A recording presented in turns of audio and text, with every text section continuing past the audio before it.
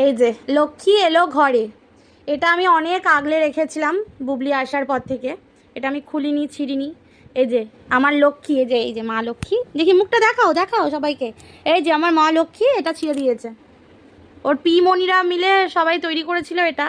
খুব সুন্দর লেগেছে, মানে বেশ সুন্দর মানে করেছিল যেদিনকে ও বাড়িতে আসলো।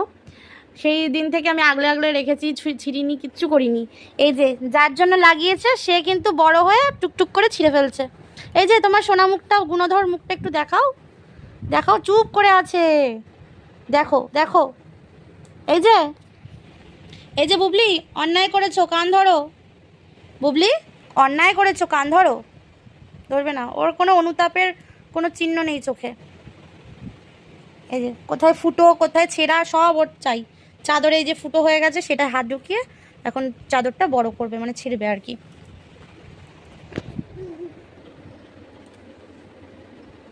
যে আবার যাচ্ছে।